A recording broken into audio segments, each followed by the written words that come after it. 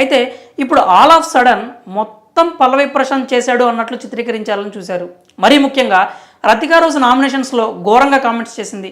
అక్కడే ఆమె అసలు గేమ్ కూడా అర్థమైపోయింది. హౌస్లోకి వచ్చిన తర్వాత అసలు పల్లవి ప్రశాంత్ ఎవరో తెలియదు అన్నట్లు పరిచయం చేసుకుని ఇప్పుడు మాత్రం నీ ఇంటర్వ్యూ చూశాను, ఒక పిల్లాడు అలా అన్నాడు ఇలా అన్నాడు అంటూ చెప్పుకొచ్చింది. పక్కాగా ప్లాన్ చేసుకుని వచ్చాడు అంటున్నారు. మరి ఇంటర్వ్యూ చూసి పల్లవి ప్రశాంత్ ఫాలోయింగ్ తెలిసి అతనితో క్లోజ్గా ఉన్న రతికా రోజ్ గేమ్కి ఏం పేరు పెట్టాలి?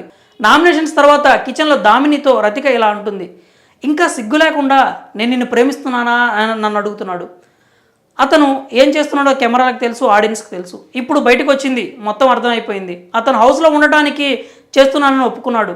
ఆయన కరెక్ట్గా ఫోకస్గా ఉన్నాడు అంటూ రతిక కామెంట్స్ చేసింది. అయితే కరెక్ట్గా గమనిస్తే రతిక చెప్పిన కామెంట్స్ అన్నీ తిరిగి ఆమెకే కనెక్ట్ అయ్యేలా ఉన్నాయి.